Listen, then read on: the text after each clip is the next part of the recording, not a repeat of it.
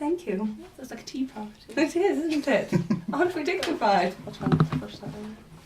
I feel like I should pour yours in return.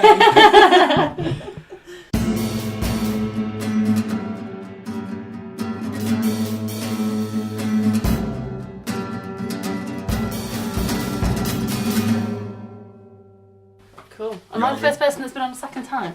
You are the first person that's been on a second time. So, Good. welcome to Young and Concrete Podcast, guys. Hello. Hello. Yay! So obviously, for anyone listening, as we just mentioned, Mel's been before. This is your first time. This is my first time. Be gentle. I hope Happy to it's be here. Exhilarating. Oh, Be yeah. kind to me. I am exhilarated. I mean, you know, that's Very much so. Yeah. This is my exhilarated face. It is. It's a great face. Obviously, we usually start with the first question of how long have we known each other, but we've already answered that question. Then we were discussing that we already kind of know each other, but we're not sure why. Yeah, I know your face, but I can't figure why. I've probably just seen you around. It's probably just events. I feel like there must be overlapping friends between us. But you Probably. hardly go to anything. Yeah, but I've been in Lincoln 8 years. I've been in Lincoln a while. Yeah. It's one of those, it's like Lincoln syndrome now. Like the amount of people that walk around and kind of, I know you, but Yeah. I don't know how I know Small town you. syndrome. I do that sometimes scarily because like from Scunthorpe, and then I'll Mm. see people and I'm like, I know you. I know why you're from Scunthorpe. But do you know you're from Scunthorpe? And I get a little worried. I'm just But like, do you Just know? in case there's doubt. are you the same person? I don't know. Well, no, it's one of those unusual things. But I'm finding that with the podcast, of just running into people. That's interesting, especially like artistic people as well. Like there'll almost be like a small nod of like, I know who I you know are, you. I know Yeah. what you do, but And then there's those people that you see at events and you always see them, but you never speak to them. Yeah, you'll Like, never speak to them. No. Ever. No, which is a shame. I mean, yeah. Cut out the mystery of it sometimes. It does feel a little clicky though. Yeah. Like Yeah. between groups, so you'll be at an event, you'll see a little group of friends, and you're like, We don't speak to we them. don't speak to that group of friends. Mhm. We're the other group of friends who attend this Yeah. event. But yeah, I don't know. It's interesting. I mean, you've been in Lincoln what? 8 years too. Yeah. Yeah. So we've all been. I Been a don't while. remember. A while. I've gone and then come back as well, so That's fair enough. How long have you two known each other? not very long. Since the beginning of WIta. I think I saw you at the Little City Creates thing when you gigged in the Oh Waterside. yeah. And I think I walked in, thought you were someone else, and I think maybe you thought I was someone else, and we smiled at each other. I was like, hi! And Oh, then wait, no, I immediately, don't know like, you. Social convention hit in and we were like, no we don't, let's not talk. But no, and that was a few months ago. Yeah. But no, we've never spoken until that point. Gemma was like, oh, do you want to organise this thing with me? Sarah Hughes is doing it too. And I was Yeah. like, oh, cool. And then, yeah. So 5 weeks. I Because mean, that's how little time we've been organising this phenomenon. and of course Gemma being the missing pie to your Yeah. crew. She is the missing pie. Yeah. Bless her. We're yet to have an appearance where the three of us have gone You've not on managed to get all something. three of you. I mean, we've had meetings, the three of us, but Yeah. not for Not for publicly. anything. Yeah, nothing publicly. No so public appearance. I think the actual event will be the first time. Everyone's So it Several. could all implode.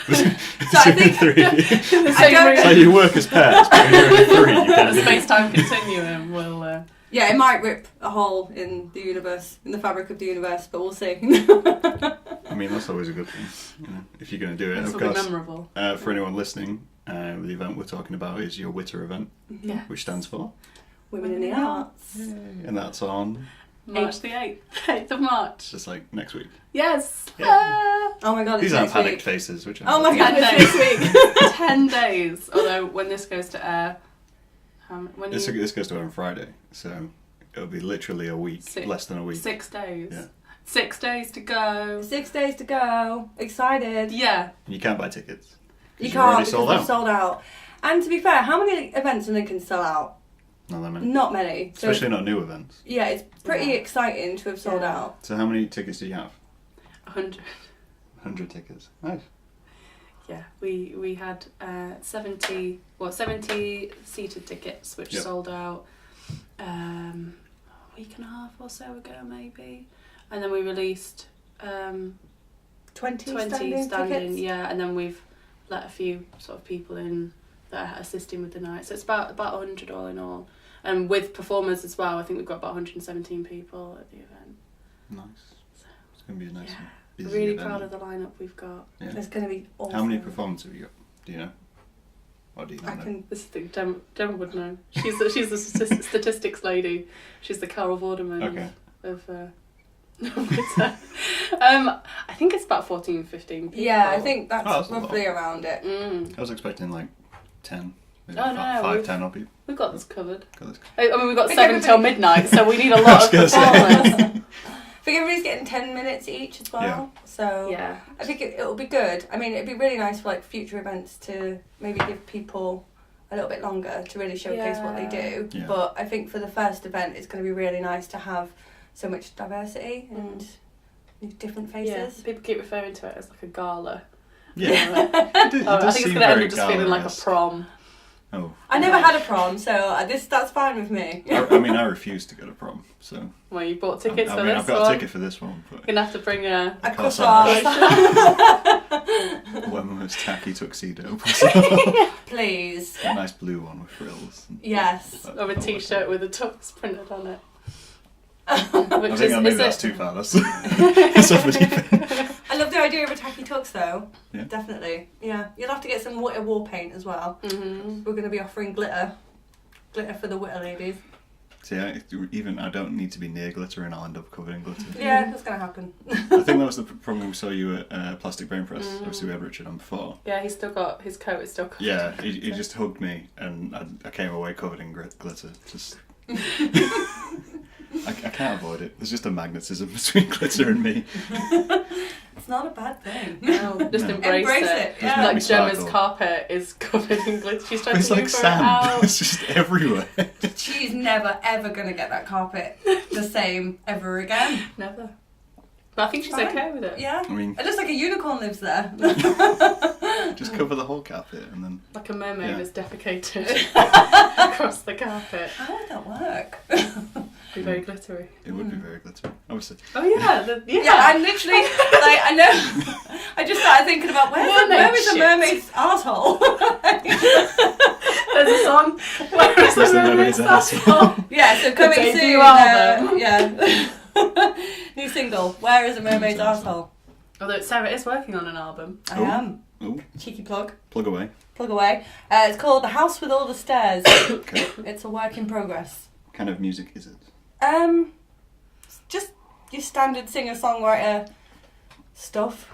I don't really know, like, when people say what are my influences, it's difficult to say, Yeah. because I listen to all sorts of genres and all the different artists, and then whenever I sit and write my own songs, none of that is taken into account. Yeah. You don't sit and go, I want to write a song like this or be like that, because I think with me recently, I've only just started writing my own songs the past year, and they've all been really personal and autobiographical. Mhm. So it's never sat with the intention of this is the sound I'm going for. Yeah. It's always just this is the story I'm telling. So, yeah. I can understand. I think I had Callum on here before, who does music as well, and he was saying that he whenever he tries to write music he listens to, he fails. Yeah, that's He's kind of, exactly he starts it. off thinking, oh, I can do this, and then just You puts can't it be down. anybody Yeah. else. Like, I've got a Chuffy and the Smashing Pumpkins t-shirt, tattoo. Mm. And when I was a kid, I used to look up to these artists, and you know, you've got that bedroom where it's covered in posters, and these are all the things that you think make up you. And it's only until you grow up and you grow older, and you're like, that's actually not the story I have to tell. Yeah. So I think for me, songwriting, the major breakthrough came when I started writing honestly, Mhm. and like writing almost for self-therapy. And then it wasn't until I performed them live that it was like, oh, people actually like them. Yeah. That's interesting, because Yeah. it wasn't written with the intention of, look how good I am. It was written like for selfish reasons. But it seems to reasons, work. cathartic Yeah, I think it's reasons. better than Yeah. trying to please people. yeah, because I think Yeah. if you do anything for that reason, it's never gonna be as fulfilling or as satisfying. And I think people can see how invested you are, and I think passion is attractive. I think if they can see that you really care about what you've Absolutely. written, then they will care as well. I think that's true of kind of all mediums of Yeah. not just passive music. Because I got thinking about the title, obviously, Women in the Arts. When I think arts, I automatically think fine art. paintings, illustrations, stuff like that, but it's quite a broad title. Yeah, there's so much. So with your performers, you've kind of gone across the board of what you're actually including. Yeah, we've hoped to. We've got a lot of poets. Yeah. But we tried really, like we struggled finding more musicians. We really wanted to get like a Riot Girl band or something. Right. There's nothing in Lincoln. We couldn't find anyone. Yeah, like female band. Other would be cities, incredible. Like Nottingham, Sheffield, Derby, no problem. Lincoln, we couldn't find. It doesn't mean that they're not there. This thing, we want to find all these people. We wanted to find more comedians. I say comedian seems like the hard one to find. Honestly, we've got one and she's amazing. Yeah. Gina. I met one yesterday at the Uni Slam thing. Yes. And she was hilarious. And it was the first time she said she'd ever performed, and you couldn't tell. You really couldn't. So I've put her in touch with a few people, and hopefully she's going to start doing the circuits. Yeah. Because like there on are the people comedy that cross circuit, over. There's like Jess Maguire, who's comedian, poet. But we tried. We're trying to find more. We're trying to reach out to more like female playwrights and filmmakers. We'd love to be able to hold little like film festivals and have monologues and one woman shows and stuff like that. But yeah, it's been more difficult than we thought it was going to be, trying to find just a really wide variety of performers. But that's why we're here. We want to encourage people. We want to uplift who's already out there and encourage people that are wanting to do those things. I think that it begs the question of why. Why aren't there more female stand-ups? Why aren't there women, in Lincoln making films, writing plays, things like that? And is it for fear? Is it because they don't know women that do it themselves, so they don't know it's something they can do? So I think a lot of it is trying to educate and be like, if we can find women that do it, be like, look, like they're doing it. If you want to have a go, then have a go. And to try and make Lincoln feel like they can do those sorts of things. I think so many students come here. I realised I hadn't put sugar in my coffee, and I was trying to surreptitiously stir, and it just failed. So That's fine. Yeah, It's all part of the show. Yeah, it's all part of the rhythm. I think so many students come here and then they go because they stay a couple of months and like, oh well, there's nothing here. Yeah, so if we can make it a city, city, but if we can make it a city where people go, you know what, this is a pretty hip happening place to be for the cool cats and the beatniks. Please don't describe it as that to kids. Oh, I will. Yeah, we're trying to talk their language. Yeah. I'm down with the kids. #cool. This is if you want to do your hippity hop. I mean, we are hoping to reach out to students, gag me when we do that because I will ruin everything. I mean, I don't think the students are aware of the show, but I think may avoid uncooling ourselves to begin with. You never know. I mean, I went to I was helping a friend who was campaigning to be the community welfare person at the SU, and we went to one of the student accommodations and spoke to the manager there, and they give us some interesting insights into student behaviours that I certainly have forgotten, having not done it for a long time. And that is that students will, especially first years, I mean, they'll be with their little groups, but they might not necessarily be the friends that they want or will have later on down the line. Yeah. And they'll go to things because those groups go to those things. And a lot of them it's got to be in front of their faces before, they'll kind of branch out. So I think a lot of it is like fear or not knowing what's out there. The comfort of they have the little uni life and they don't really know what else is going on. Yeah, so they only go to things that other students go to. And I certainly am not friends with the people I was first friends with in my first year.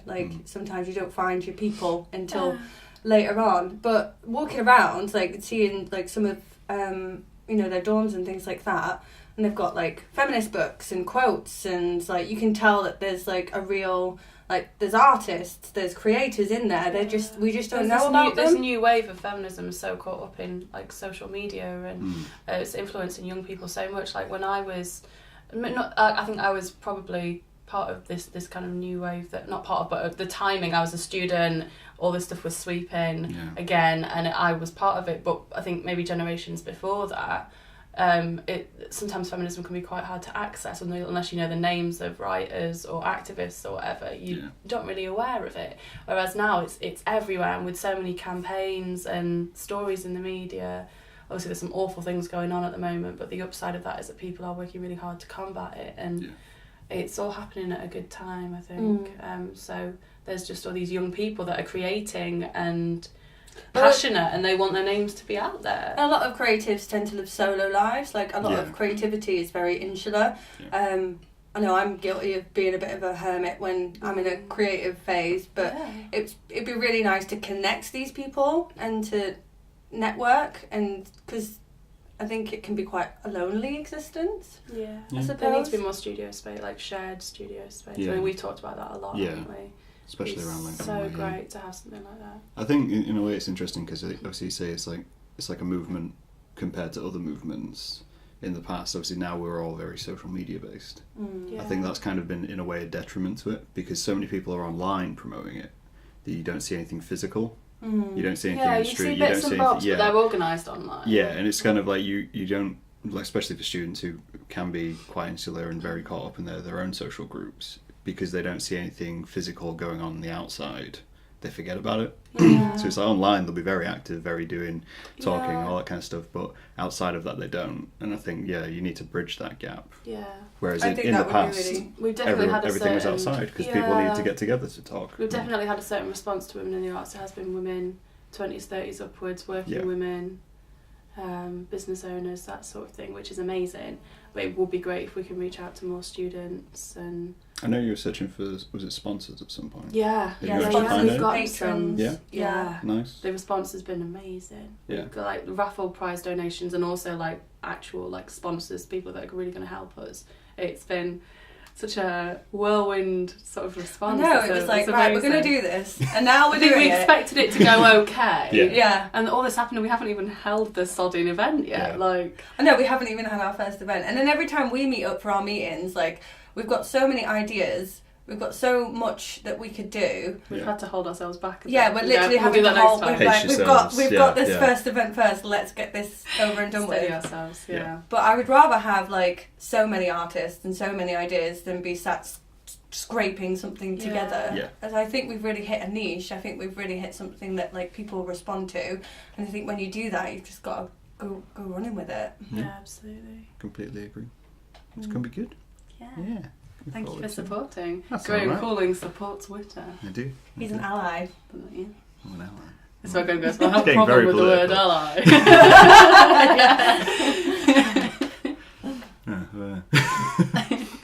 Fair enough. Excuse me. So obviously we allow a subject to come to Yelling at Concrete. Every guest picks a subject. And you've chosen a subject between you? Yes, so we've started to touch on it. Yeah, I mean, obviously it's all kind of interlinked, isn't it? Yeah.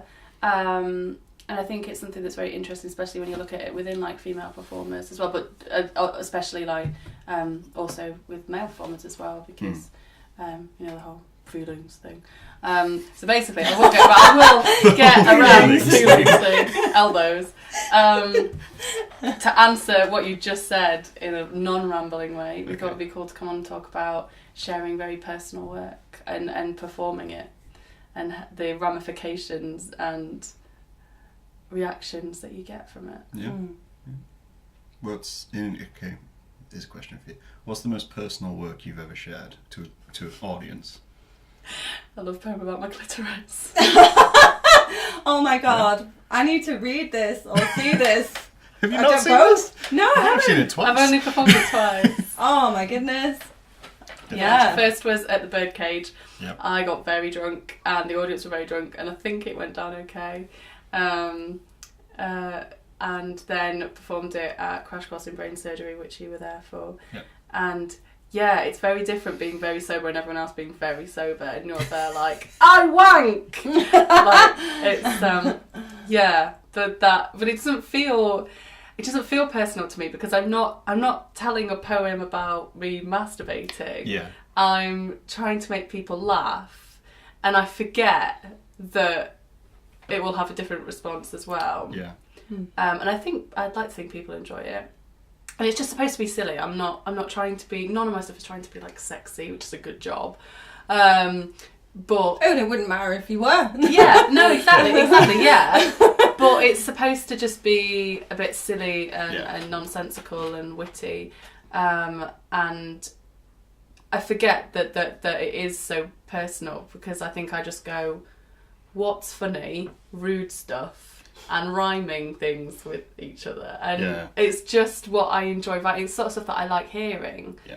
And that's what I'm trying to replicate. But amazing. Yeah, but then I find that a lot easier than I couldn't get up and read a proper love poem. Right. I think I've written one thing that could be considered a love poem, and I don't know if I could ever perform it, because that feels more intimate and personal than talking about tits and fanny all the time. Yeah, I could see that. Yeah, I get that. That makes sense. I mean, it's so easy to hide behind humour, and I think when I initially started songwriting years ago in like joke bands, me and my friend had a joke band with a ukulele and the spoons. And oh my god! Yeah. And I would play the spoons and she would play the ukulele. Is that what you were called as well? Ukulele and the spoons? No, but that would have been amazing. Bring it back. Might have to. I want to see ukulele and spoons. But it was just, we just used to write, like in about 10 minutes we used to write just absolute daft rubbish, and it would be about our friends and parties and beer and things like that, and it was we'd only play it at parties that we had. Yeah. So it was very much kind of in with our friendship group.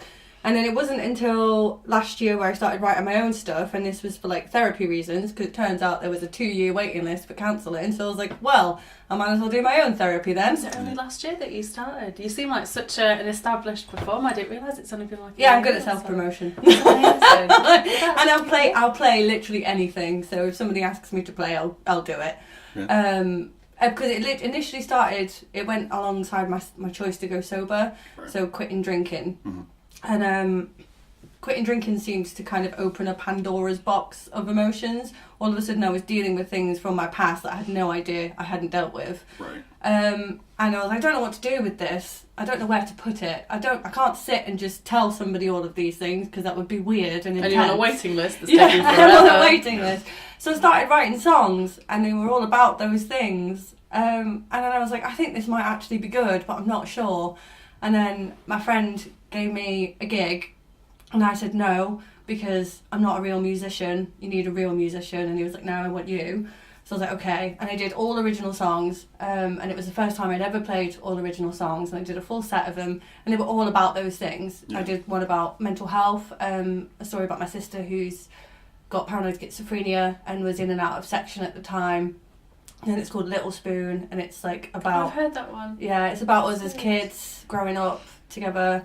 I've got one about alcohol, The Girl Who Never Quits, which is about kind of struggling with alcoholism and being in denial.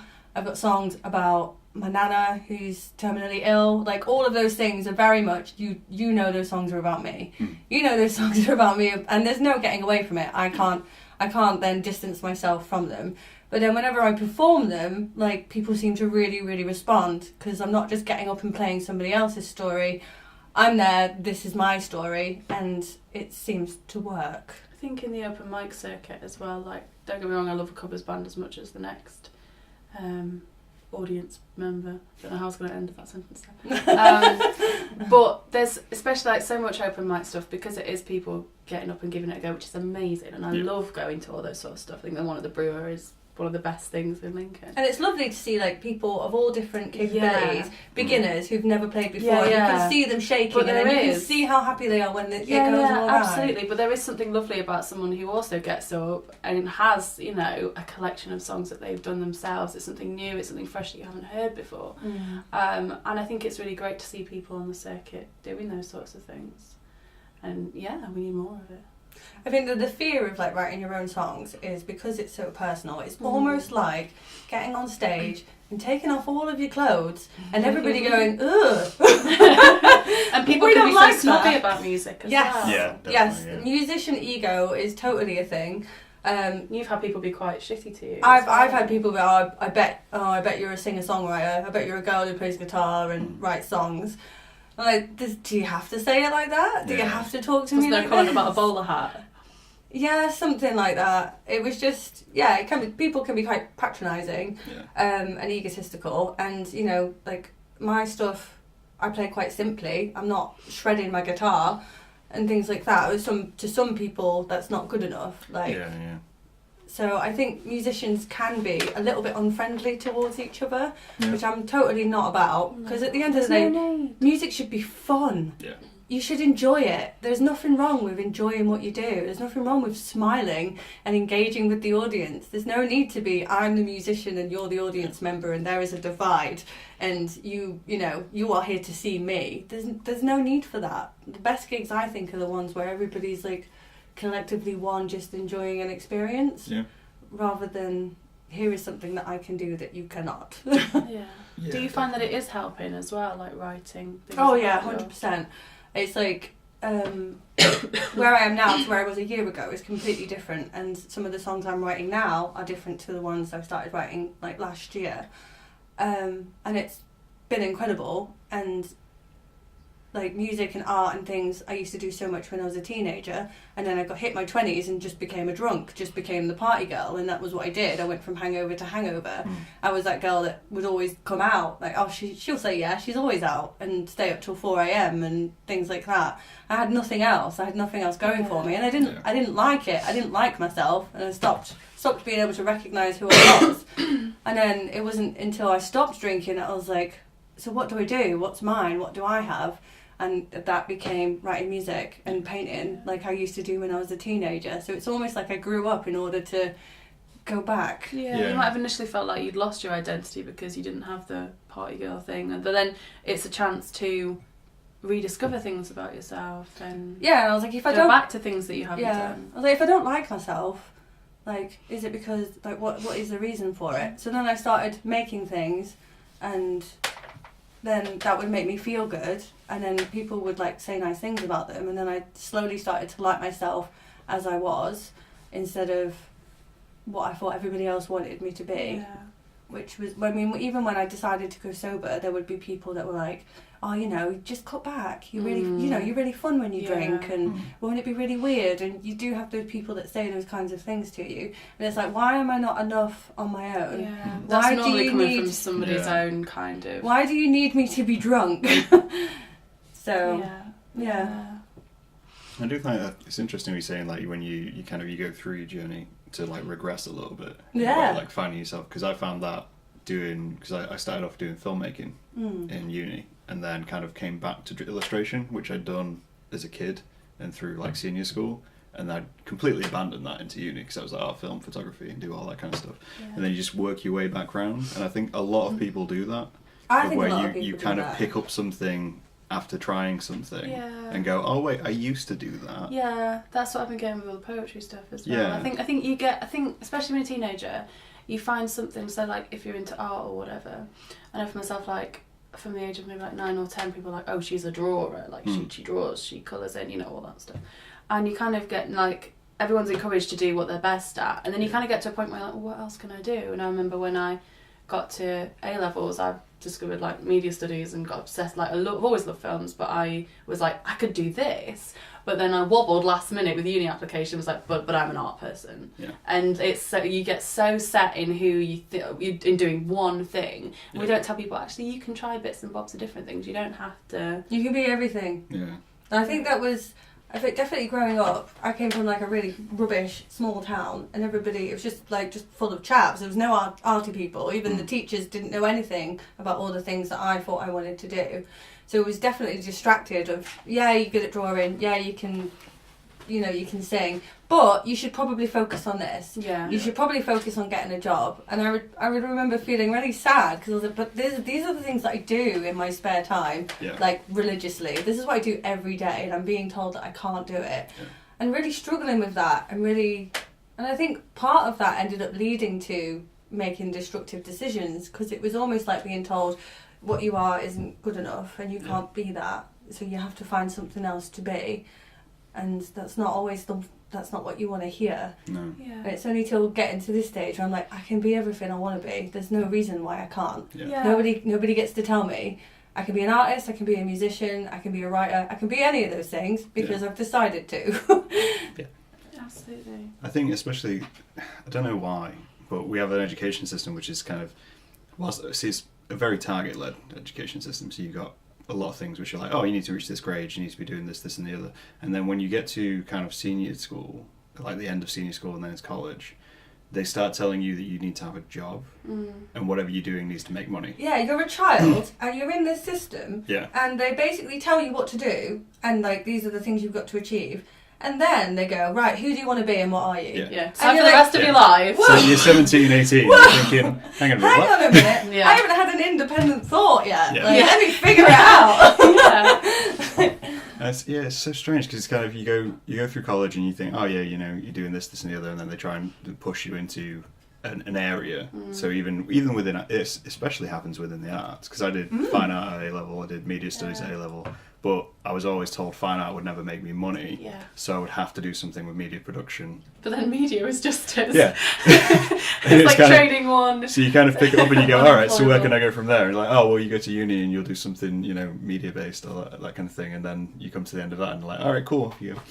Yeah, fine. Drop kicked out the door. It's still pretty vague advice though. Yeah. Go to uni and do this, and then it's like, but then what? But then what? Am I just meant to go through my life settling for second best all the time because you don't think it can happen, or you don't know of like anybody that's been successful? I vividly remember having a lecture, and it was third year uni, and we'd all gone in, and they wanted to voice some concerns because people were like, oh, what do I do when I finish uni?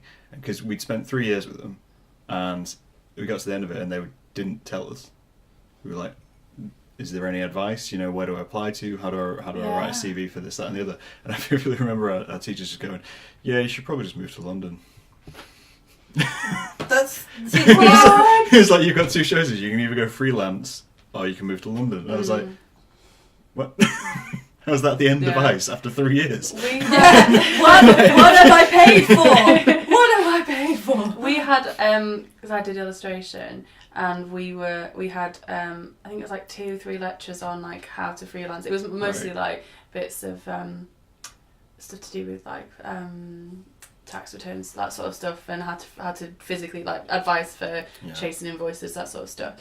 And I went, well, I'm never going to freelance, so I just didn't go because young people are idiots. That's why we go to uni too soon and we don't know what we're doing, so we miss vital things. And but it's fun and it's great, and I don't regret uni, but I do wonder sometimes, like, if the minimum age for uni was like 25, and it shouldn't be, that's not what I'm saying, but how different would all of our decisions be because we'd have that extra time to grow.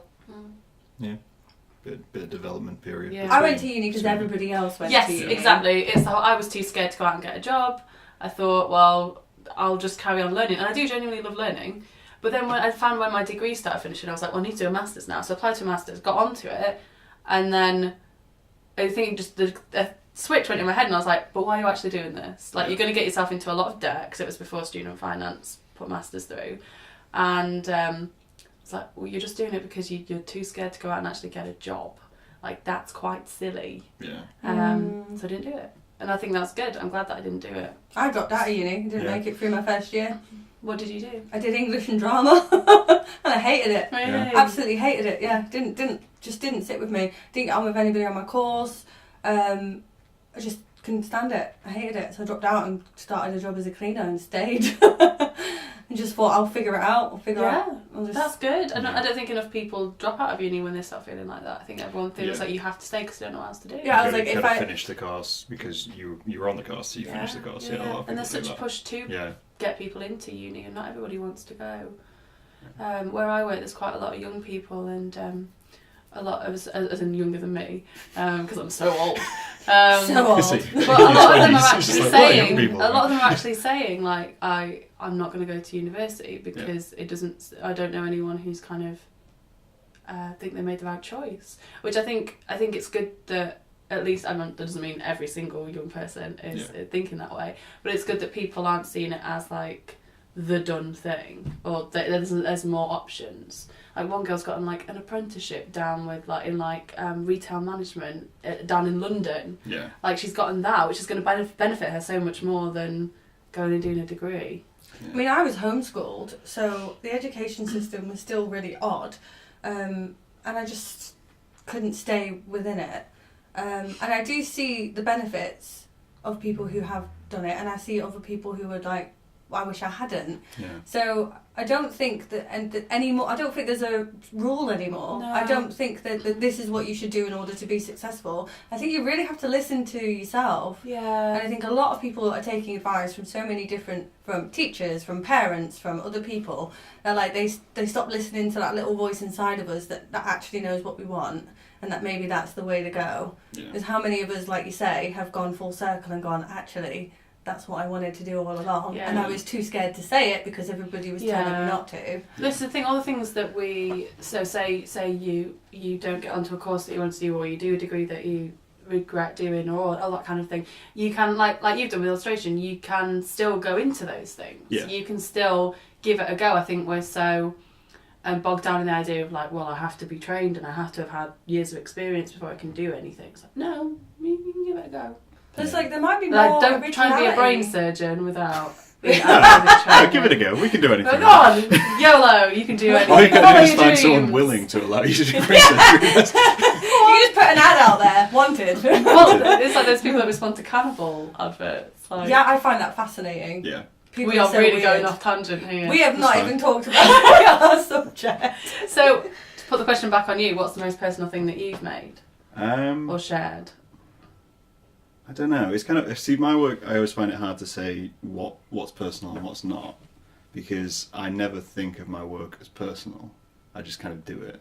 And then at the same time, because what we were saying earlier was, when you make personal work, it's so easy to forget who's going to connect with your work. Because you think about it from like a personal aspect of your writing, or you're drawing or whatever. You sit and you make something, you think, yes, this is really personal to me, and then you don't put it out because you're like, nobody's going to understand this because it's my story, and nobody's going to relate to it. And then you put it out, and someone goes, oh yeah, I really connected to that, and you're thinking, why? Yeah.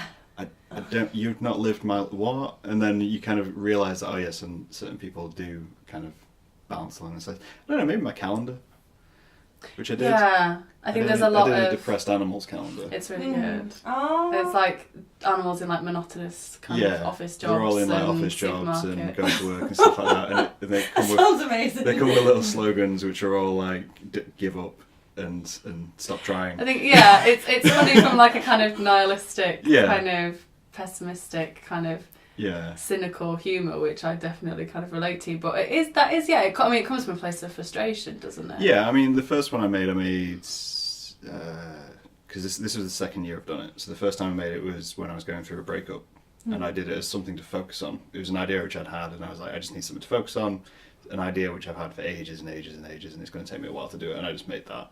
But you made it really quickly. Yeah, I made it in It's like, I've done the next page, I've done the next Yeah, one, I've done the next one. I made it in the space of a month, and then just put it out and was like, done. And then did it again this year as like a continuation because people seem to enjoy it. And Yeah, it is so it became something from I which think was but it's personal to stuff less that- than personal Yeah. because I started making it more commercial Yeah. to allow people to experience. I think we think that audiences will then connect to... There's so much stuff out there that's like very optimistic and cheery and like sweet slogans and stuff. And I was worried because obviously I used to do like all the body positive illustration stuff, and there was a really good response to that. But a lot of it was very sort of upbeat, and while I would say I'm an optimistic person, I do still have that kind of insecurity and worry and anxiety. And when I made the transition from that to like all the male gaze stuff, which can be quite sad and lonely, I was really worried that people were going to be like, hang on, what the fuck's going on here? But obviously, I mean, it's still so new that it hasn't blown up in the same way that my old work did. Yeah. But people say, some people have said that it's quite sort of relatable and quite intimate, which isn't. I've never done personal work before. Well, not that I've shown anybody. Yeah. So the response to that has been interesting. It's terrifying, but that's the risk you take, though, isn't Yeah, it? And I think people yeah. appreciate risks. Yeah. I mean, you could just play it safe, and that's what people and I like. think that's what I'm I did going before. to do. Yeah, but people can. My point is that people can relate to the stuff that is a bit more scary to share, and the kind of actually I'm not quite okay sort of thing. People are more likely to respond to that than kind of everything's going to be okay. Which I mean, it's nice to have supportive, happy artwork and creativity and all that kind of those things that are around that do aim to lift you up because that's nice. But sometimes it's just nice to know that you're not alone, isn't it? Yeah. That other people, Shared other creators experiences. feel like that. Yeah. I mean, I recently started a blog about sobriety. I've literally just done one post, but I've got 3 more that like ready and set to go. I remember sitting down and I was like, right, I'm writing a blog. How do I write a blog? What do bloggers do? And I was like, it needs to be positive. People are going to want to relate to me. I'll try and be funny, etc., etc. And then I wrote it and I was like, it's crap. It's not me, and it's not true to the story of why sobriety became something that I chose.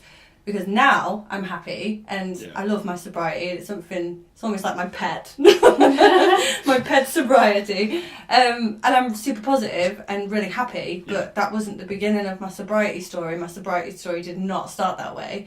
So the first blog post is pretty damn bleak. So you rewrote it then? Or? Yes, I rewrote it. Yeah. And I was like, because it just wasn't, that wasn't the beginning. And I wrote it on the day of my first year anniversary of going sober. Right. And I remember the day that I decided I was going sober because I had a horrific hangover. So I wrote it based on that. Yeah. And I wrote it from the perspective of that particular hangover and where my brain was at that point. And I've had an amazing response already. Yeah. And I've got loads and loads of material. And some of it is going to be light and fluffy and funny and things. But there is a lot, it would be a disservice to the experience to not go into the dark stuff. Yeah. Have you found that your work's changed as you've gone through your sobriety? Yeah, 100%. Yeah. What have you noticed in it?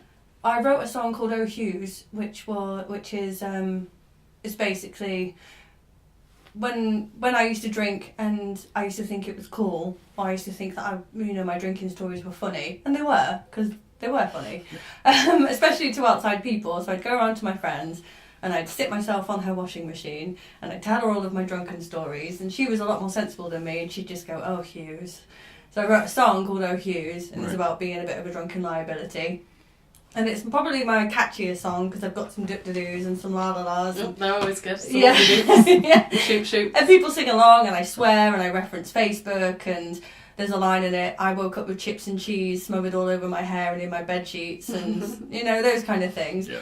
And I wrote that, I can't remember if I was still drinking or if I'd just cut down. And then recently I wrote "The Girl Who Never Quits," which is a completely different flip side of it. And it's a lot darker, and it's about, I think the thing with somebody who's addicted to alcohol is you feel like you've got this massive hollow inside of you and you're trying to stuff things into it. And sometimes when I used to drink, even when I was by myself, I would be out until 4 a.m. just talking to strangers, trying to stuff something into this hollow. And then there's all the funny stories, but then there's the whole risky behaviour or ending up in recklessness. Yeah, recklessness and the danger and the bad stuff. There was the bad stuff. There's so many elements to it. There's so many elements to having struggled with alcohol and then having decided to leave that behind. So I think that's why my songwriting has changed, because how I'm processing it. I mean, I'm only a year in, and I'm feeling different all the time. My stages of sobriety have been different. I've had the massive high of, I can't believe I've decided to do it, and being like really high about it, and then having like a weird kind of dip of having a day with the hollow and not knowing what to put inside of it. Usually I would go out and get absolutely mashed off my face. So what do I do with this feeling? I don't know what to do with it. So. Have you found that anyone's come up to you and said that they respond to the sobriety kind of songs? Oh yeah, I mean, definitely, 100%. Because you'd be surprised how many people do struggle with those kind of things and have addictive traits. Because it doesn't necessarily have to be alcohol. Yeah. It can be sex. It can be shopping. Yeah, I mean, my sister's got she's schizophrenic, but she's also got borderline personality disorder, and when she's having a personality dip, she goes and buys ridiculous things, like all sorts, and spends hundreds of pounds. And I think that's another manifestation of, I'm hollow, what do I do? How do I shove things into it to feel different? And we just see it as somebody being frivolous. We don't go, actually, there might be... Yeah, there's all sorts of addictive behaviours, there's all sorts of triggers. Like, I mean, we all carry around our own burdens in our brains. So yeah, I've had people message me that I haven't spoken to for years and be like, I really respect what you're doing, and like I'm kind of watching from afar, and like it's really interesting, and then they've opened up to me about their stories, which is amazing, because then that makes me not feel so alone, because I don't know an impact as well. Yeah, I am the only sober person I know. Like I still go to the pub. I don't know many people, maybe one or two. Yeah, I still go to the pub. Like, I still go stay out all night dancing. I'm at that stage now where I no longer feel self-conscious. Yeah. I'll act just as much of a moron as anyone. And that's like really liberating, of I don't need alcohol to be this way. Yeah, you can be in the spirit of drunk without being drunk. Yeah.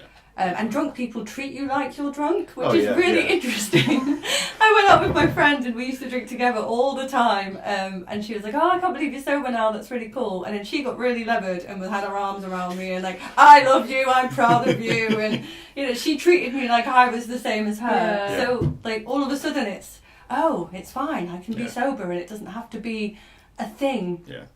So yeah, it's been amazing. This year has been incredible, and I think the blog's going to be interesting. Yeah, I think when you, it's always nice to get that kind of like feedback from an audience of like when someone relates to your story and they come along and go, oh yeah, you know, I can completely understand where you're coming from. Because I think, in a way, like you're saying, like positive work and quite uplifting work, I'm very put off by it. Yeah. And I know that's part down to my personality. I'm quite a cynical person, but at the same time, it always feels kind of cheap. Commercial. Yeah, and it's like you're trying to kind of play to this, and when someone reveals something quite dark or personal, it's like, oh, they're giving away a little bit of themselves, and I can take that. Yeah. I can take that little bit of thing, and I know that, and I don't know why. Well, you were really encouraging when I first started doing the male gaze. Yeah. Because you were the first person that I told. Initially, I was like, Graham, I'm doing a sex diary. And it started off as like, every time something of note happens, I'm going to write or draw about it. And you were like, yeah, do it, and you should do something with it, like have an exhibition or get it published or something. Mm. And I think one of the things that you said was like, it'd be really cool to see more kind of personal stuff from you, which is good. But do you find with Null Point, with it all being kind of anonymous, or not kind of anonymous, it is anonymous, that you won't get people saying to you, oh, your work is relatable or whatever, because they don't know what's yours? Not necessarily. I mean, obviously, for anyone listening, Null Point's the zine which I make, which they should know if they're following you. But I mean, I don't advertise it because it's against the rules. It's in the manifesto. But it's there. That's an advert. Well, that's just MP. That could be anything, and it's not about you. So yeah, it's not about you. No problem. No pepperoni. No problem. This is not about you. You know, it could be anything. But yeah, I mean, Null Point was started as a zine. It's an anonymous zine. And I kind of, in a way, your work inspired it a little bit of meeting people, and I was meeting so many creatives who were so afraid to make work, or be able to make work which was different from their usual work. I know you had the problem. If you get so set in your branding, you wanted to make work outside of body positivity, but that's what people were expecting. Yeah. And it was like, well, someone should have the ability who can just publish it. So that's why I started Null Point, because it was like, I'll accept anything. It can be all anonymous. You don't have to worry about damaging your brand. You don't have to worry about setting people up for a fall. Expression. Just send it and I'll just post it out. Plus then I suppose the work speaks for itself. Yeah. Like then it's not about the names attached to the work. Yeah. So any response, like they don't know who wrote it. They've got no context. It's essentially, which is interesting. The response I get is less, is like, oh, you know, I can relate to your story. It's like, oh, who did that? Or did you write that? Because I can't relate that to you. And I'm like, well, no, that doesn't relate to me. It relates to some random person who submitted this work. And it's kind of this nice little thing of them knowing that somewhere out there, there's someone who kind of relates to it, but at the same time might not be. I think like, I think what we were saying about artists kind of working quite solitary and there being a sense of loneliness. I think that when you create something and it's really personal and you do get such a response of people saying, I know what you're saying and I've been through something similar, or they relate to it, then there is that feeling of connection. I think a lot of people who create, it's about their own experiences as a human, and I think if we can make connections with other people, I don't know, I think there's something quite powerful in that. Yeah. I like taking back to the people who made and going, oh, so-and-so asked about your work. Yeah. I mean, it's like when we were at Crash Course the other week, and is that what you were telling me about? With the hat wanker. Yeah. So Charlotte Greenlee, who's I've been on the podcast before, discussing feminism, actually, as a Sorry, I'm staring again. She came on. She went to the crash course with us, It was and she lovely to see you both performed there.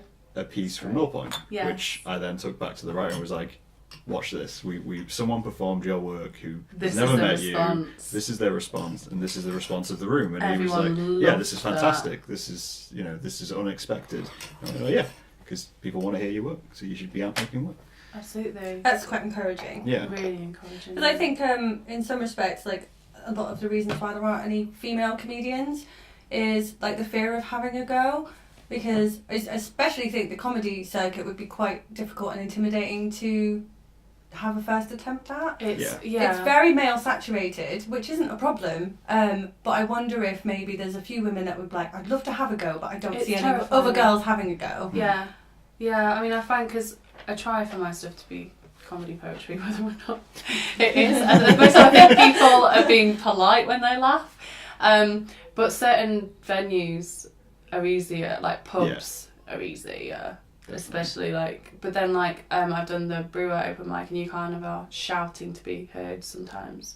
But Birdcage is good. It's just waiting for people. It's like, do you know Susie? She performed first at Crash Course. Her stuff is really kind of out there. And when she performed, when she read Merry Legs, the horse porn thing, that isn't hers, which is I still believe that she wrote it, but she has to wait. So most performers, and this is completely paraphrasing what she said, I'm not saying this is my own thing, but if I perform, I'm like, well, I have to have a few drinks first, which is a problem, and that is the thing. That used to be me as well. I used to not be able to perform without a drink, and that was because it's terrifying, especially if it's something really personal or it's a poem about your vagina. Whereas Susie has to wait for the audience to get drunk before she can perform, which is fascinating. That's interesting. And it goes down so much better. Whereas it's so difficult with comedy because it's not like someone who gets up and writes a really beautiful, flowery poem, because there's no that you expect an applause at the end, but there's no response required. Whereas with every joke, with comedy, you're waiting for a response, and if you don't get it, it's really daunting. And it's kind of, so when I performed at Crash Course, so the first point where people kind of, I hope that they laugh, there was no, we could hear like a tumbleweed going past, and in my head I'm going, shit. And I mean, I think it got better as I went on, but when you're completely sober and everyone else is sober, everyone's like a bit more, bit tighter. Or like questioning you maybe, where instead of just kind of maybe a bit more, alright then, sort of thing, you know. I feel like as well with comedy, difficult. And there's a problem with people with funny women as well. Like, some people get like intimidated by women that are trying to be funnier than them, or not even funnier than them, just funny. Like, I think some people see it as like a threat. Or like you're kind of trying to compensate for something. I don't know. But look at her trying to be funny. Yeah, it seems like you have to prove yourself more, or justify yourself a bit more. I literally feel like in comedy audiences, especially when there's comedians in the audiences, there's a sense of, go on then. Yeah. Make me laugh. Yeah. Like a challenge. Yeah. Which is intimidating as hell. Like if that was your first time trying to have a go at comedy, and to be honest, I think everybody should try and have a go, whatever they fancy having a go at. Like there should be no... And we should always encourage it, no matter how good or bad no matter what the level of ability is. Like, you're never going to get good unless you have a go. We don't start off being brilliant. Like, we all start... I think the first song I learnt was Savage Garden, which is awful. I can't remember why. I think it's because I found some chord papers for it. And then I was like, I'm going to have a go at guitar, and like tried to learn it. So that is totally not cool. But... You have a go. You do. You get up and you do it. I think that's a very, in a way, it's a very English thing though. Yeah. Having a brutal audience is a very English thing, regardless of kind of why you're doing it or what you're up there or anything like that. Because it's the difference between like American comedy and British comedy. So American hecklers are allowed to heckle. Yeah. They don't get thrown out, but in the UK we do. I love hecklers. Yeah.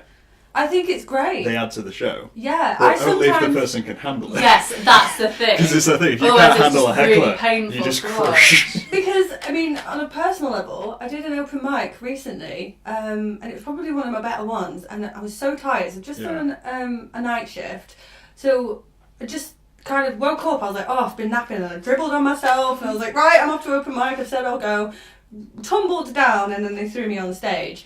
And I was completely like in a weird mindset, and we ended up just having this massive like me and the audience having loads of banter and it being really funny. The spontaneity sometimes can help if you don't overthink it. If you don't overthink it, and if like you're somebody like, for me, I don't think I could like write something and then perform it like and be funny, but I find interaction with people and like sparking off people and being able to like quickly come up with something. They've got to feel in on the joke. Like. Yeah, which I think is really good. So I don't see why heckling is a problem. I think sometimes it can almost help a performer.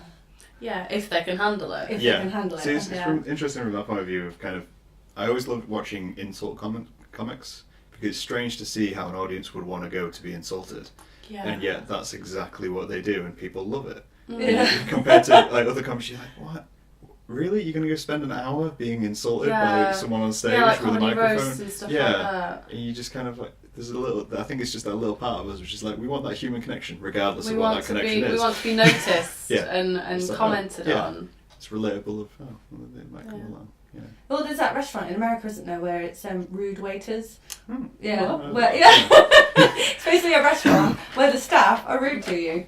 Oh my god! I feel like anyone who's ever worked in customer service would love to go there. Absolutely love that. I think it's brilliant. I think it's brilliant because I think it puts down that wall of I have to smile at you and be pleasant, and which can be really taxing if you work in a front-facing. I find it kind of disturbing when waiters and the like are overly friendly. Yeah, or like front of house and they're excessively friendly and they want to solve everything. And I'm sat there thinking, I don't need this. I can't go into Lush. I can't go into Lush because they follow me and they talk to me and they're like, I'm your best friend, and I'm sometimes caving. I fall right into the trap. I'm awful. No, I end up being rude because sometimes I have like social anxiety where I'm having one of those days and I just don't want to be spoken to. And I go to Lush and I'm like, I want my sleepy stuff because I buy the same stuff.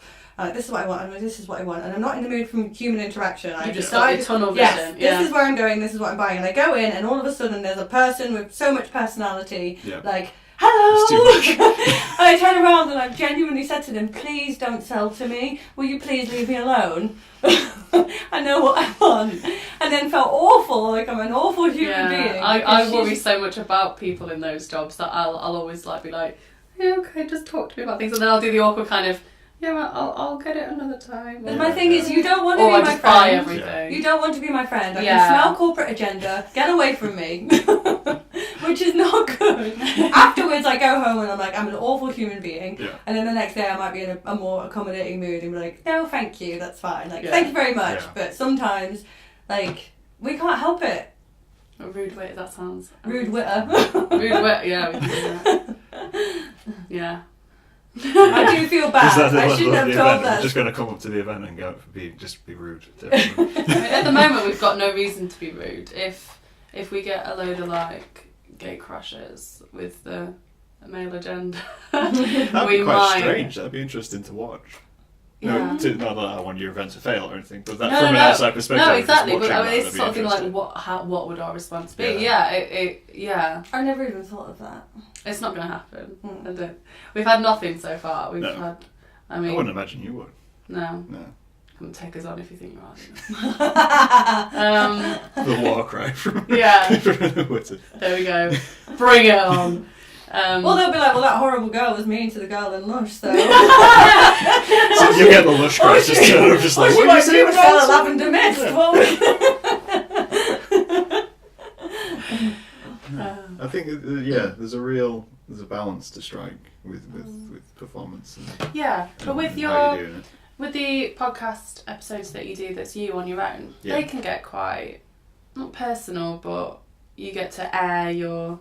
Yeah, I think I do them as a bit of like a palate cleanser, kind of. So is that like an I need to get this out of my system, or No, that's just more of, again, my compulsion to make something. Okay. Because the way I do the individual ones is I'll have an idea about any subject, I'll just write that down, and then I'll just ramble about it for 30 minutes. And that rambling with me does tend to get a bit more personal, especially with when you do it on your own and you're in a room, you forget, and then you get to the end of it and you just publish it. And that's the way I see it. I never listen back to what I've done.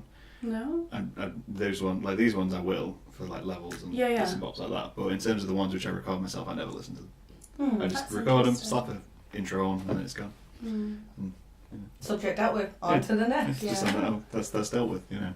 That's interesting. In a way, that's worrying because I may have said things which I've completely forgotten about. But at the same time, which is fine. Yeah, you got to fight back from it. So, but do you like seeing people? Do you like the kind of? I know do you listen to podcasts? You don't listen to it. See, this is the other thing. I don't really listen to podcasts. But yeah, I make podcasts. Yeah. Which is maybe that's pretentious of me. No, I think it's interesting. I think it's honest. But do you like seeing things where people do get very personal?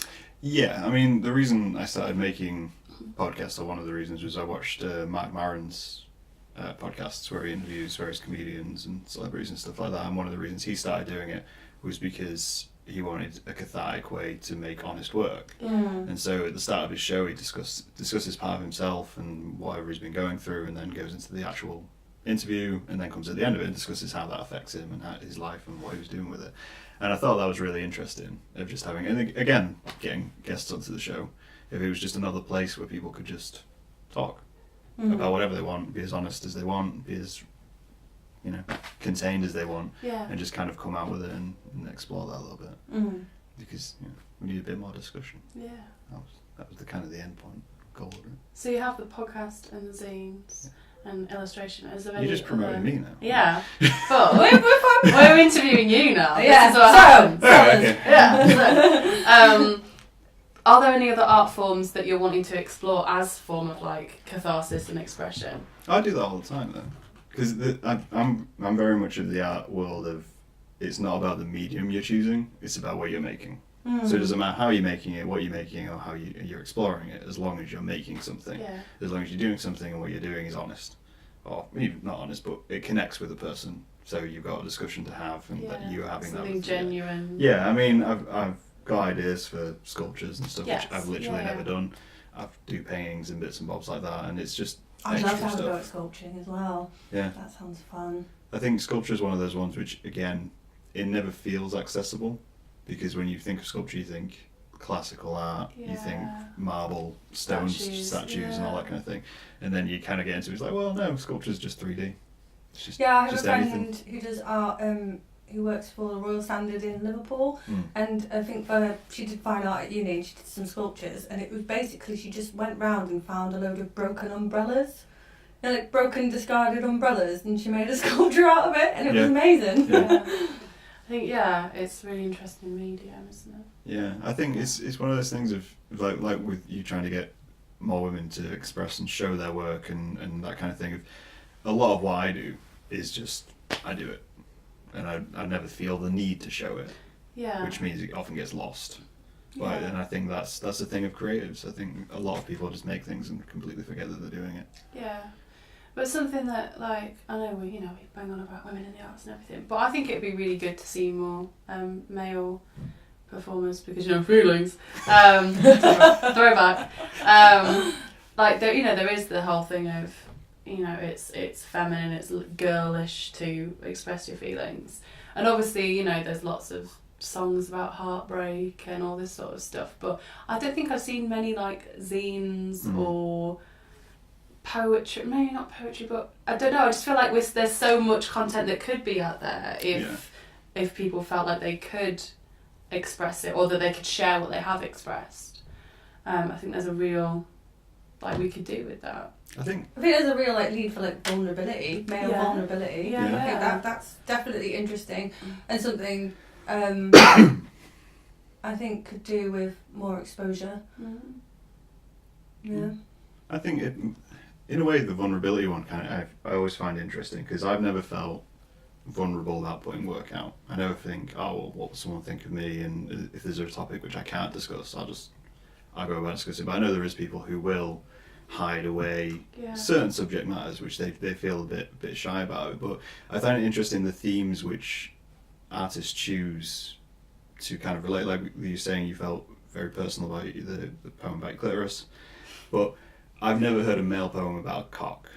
Yeah, that's interesting. Yeah. I've never heard a male go to a stand-up performance and do just something about sex. A lot completely about of sex. erotica by men is very pretty and, you know... Whereas like when you like see Ron female Booth's performers, a lot of them erotica. choose sex as their main subject, and they'll go straight down the line of going straight into it.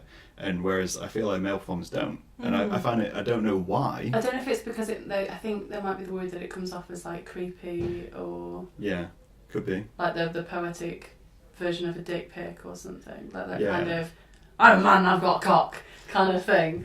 I think, that could be a male I think sexuality scene women as completely well, like, are differently. quite happy Yeah. to be self-deprecating. Like, Well, I think a lot of my humour sexual- is self-deprecating. when it comes to the sexual experience, whereas I think men struggle with that. Yeah. Mm. But then in Yeah. comedy, men insult themselves all the time. Yeah. Because that's a lot of male comedy is Ribbing very each other. self-deprecating. It's Because very, what the I'm things that terrible, we this is find- why my life's terrible. The look at things my that we life. find funny, the things we relate to. Yeah. So it's very interesting of why the different subjects. I'd love there to be more. I'd love there to be more comedians and poets and that will talk about those sort of things. And especially, that would be great if there were like guys that could get up and be like, make really bawdy, funny, relatable comedy. I think that would be. I think there's a worry as well. great to Like see. we were on about female comedians. I think the stereotype of female comedians is talking about the vagina. That's from that counterpoint. But I think it works in the same way as much as I'd love to see males get up and talk about sex and their sexuality. I think there's a worry of being typecast from the other side of only seeing females do open mic and do performance about those kinds of subjects and being more willing to explore everything.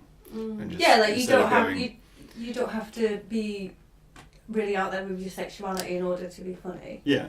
Yeah, but there's certain response that you get as well when you make that sort of stuff. Like I've not been doing it very long, but there has been people treat me in a different way, and especially like with dating. Yeah. As soon as you kind of say, "Oh, this is the sort of stuff I write," there's kind of not with everybody, but there's kind of a bit of a switch turns, and they kind of go, "Oh, please don't write a poem about my dog." Well, that's part of it, but I never name anybody. I will write about you, but no one will know it's you. Yeah, you end up in the work at some point.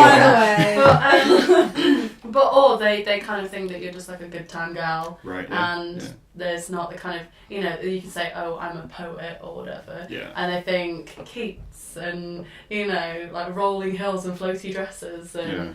I wandered lonely as a cloud. Yeah, exactly. Yeah. Actually, I write about getting drunk and fucking people. Yeah. And it has a very different. People either respect it and find it funny, and but it's very rare that someone will kind of get it.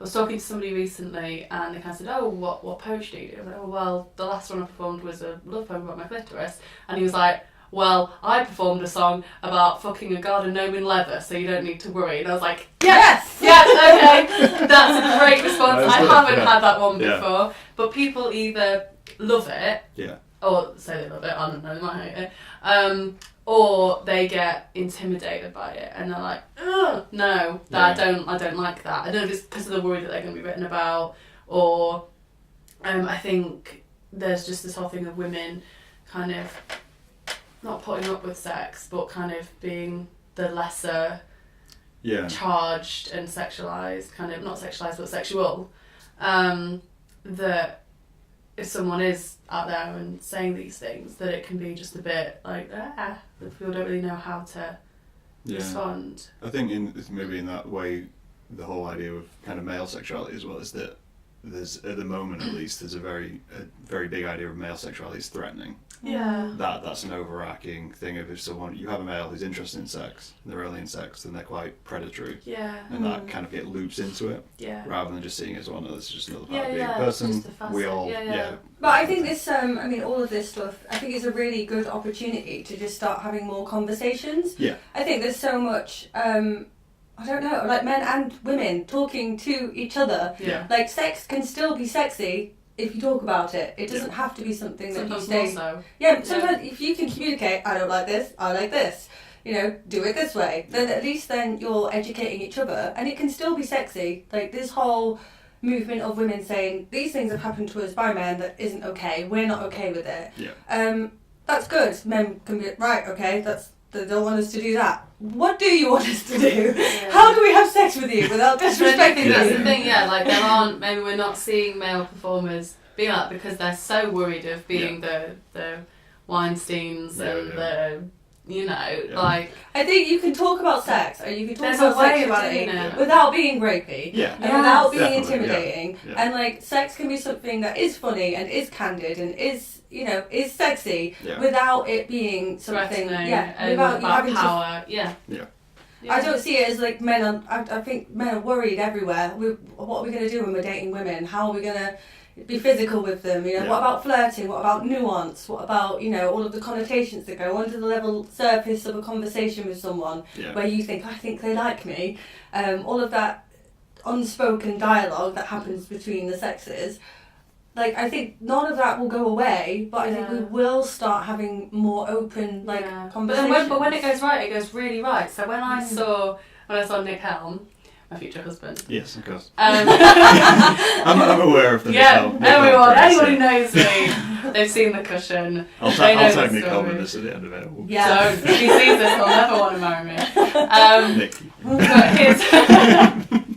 well, you know, flirted with me on Twitter.